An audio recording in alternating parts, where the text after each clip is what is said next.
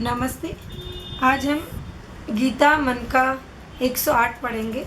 उसमें कुछ चुने हुए गीता के श्लोक है, वो पढ़ेंगे और उसको समझेंगे। धर्मक्षेत्र कुरुक्षेत्र संवेता युत्सव मामकः पांडवश्चैव किम कुर्वत संजय।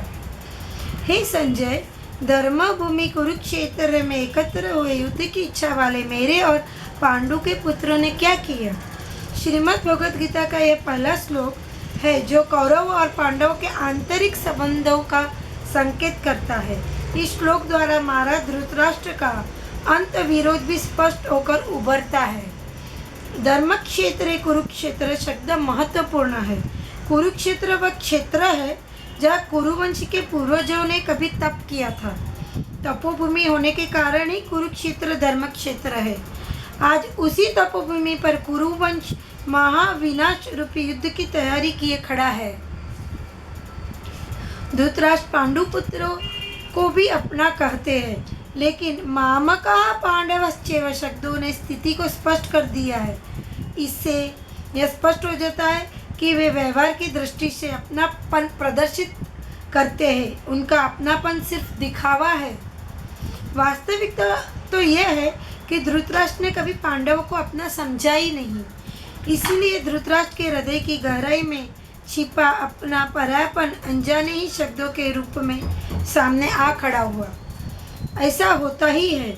ऐसी स्थिति में कोई अपनों की विजय की ही कामना करेगा। उसे अपनों के विजयी होने की ही तो जिज्ञासा होगी।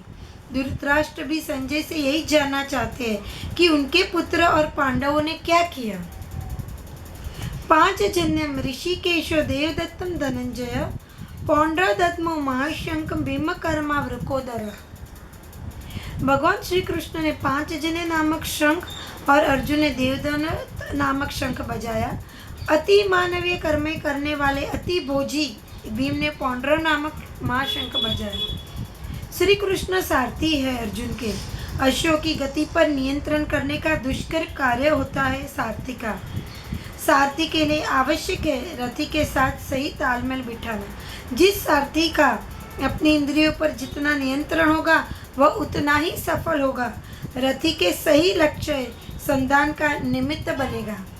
पांचजन्य वह शंख है जिसे श्री कृष्ण ने जलदस्युओं को परास्त करके प्राप्त किया है। सैनयोरुभयो मध्ये रथम स्थाप्य में अच्युत यावदेतान् निरीक्षे अहम योद्ध कामनवस्थितान् कैमर्यसह योद्धव्यमस्मिन् रण समुद्र में।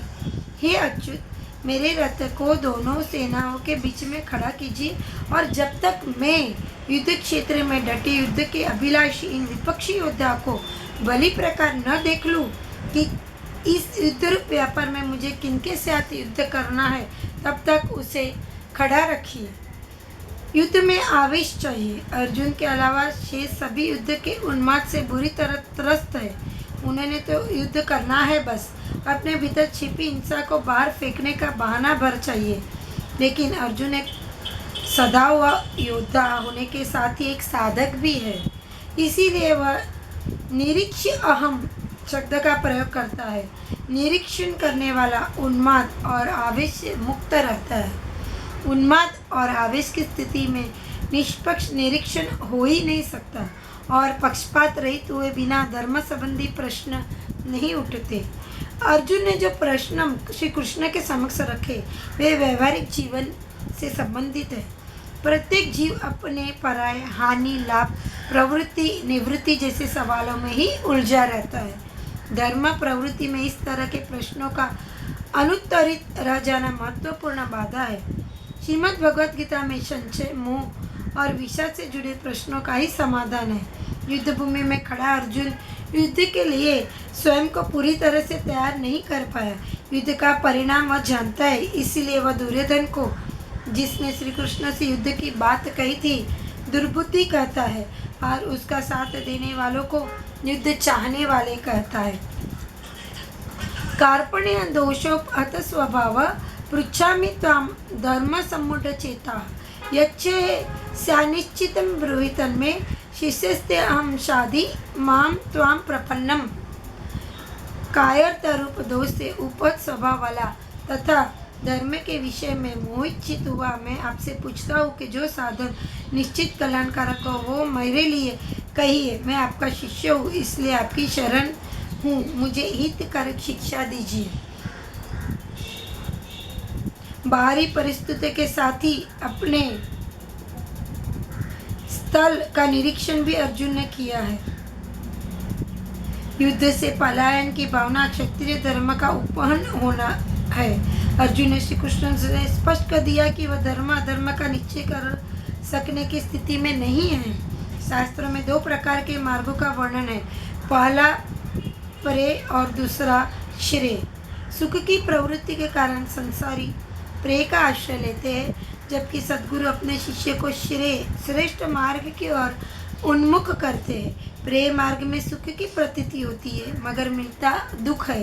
दूसरी ओर श्रेय मार्ग पर चलने वाला साधक प्रारंभ में इस पर चलना नहीं चाहता, उसे अपने मन के विपरीत चलना होता है। इंद्रियों के भोगों से उसे उपराम रहना पड़ता है, लेकिन परिणाम स्वरूप उसे शाश्वत सुख आनंद की उपलब्धि होती है। यही कड़वी परिकर दवा की तरह है। अर्जुन इस बात को भली भांति जानता है, इसलिए वह श्री कृष्ण को, जिसे वह अभी तक अपना सखा मानता था, गुरु स्वीकार कर लेता है और श्रेय मार्ग का मार्गदर्शन करने की याचना करता है। देहिनो असन्मन्या था देहे कौमारम यौवन जरा तथा देहांतर प्राप्ति धीरम तत्र न मोहती। जिस प्रकार इस देह में कौमार, यौवन तथा वृद्धावस्था होती है, उसी प्रकार मृत्यु के बाद अन्य देह की प्राप्ति भी होती है। इसीलिए इसे जानने वाला धीर पुरुष इससे मोह नहीं होता। सांख्य योग ज्ञान योग है, यह दूसरा अध्याय। इसमें शरीर एवं आत्मा का विवेचन है। अर्जुन इस बात से चिंतित है कि उसके हाथों उसके अपने मारे जाएंगे। भगवान उसे मृत्यु का रहस्य बताते हैं।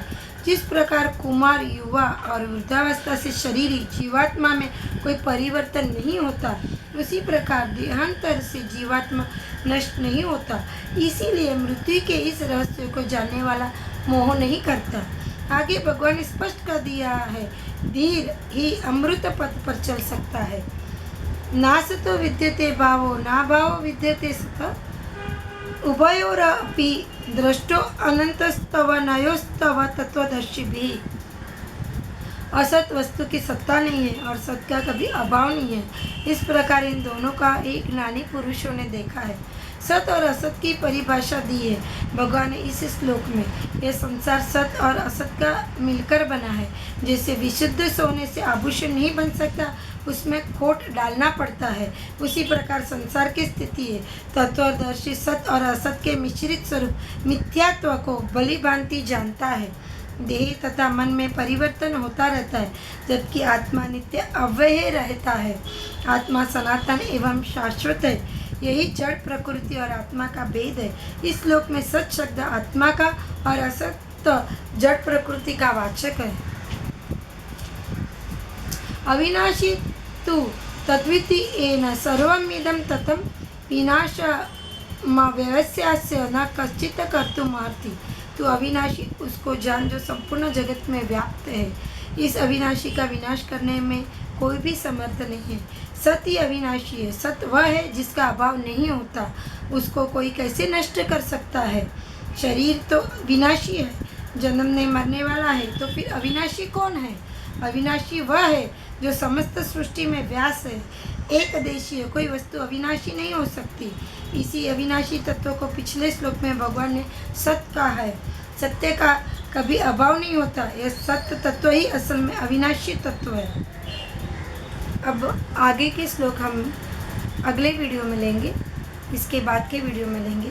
अगर आपको मेरा वीडियो पसंद आया है तो आप मेरी चैनल को ज़रूर से सब्सक्राइब कीजिए, लाइक कीजिए और कमेंट बॉक्स में ज़रूर से कमेंट कीजिए। ओम नमो भगवते वासुदेवाय।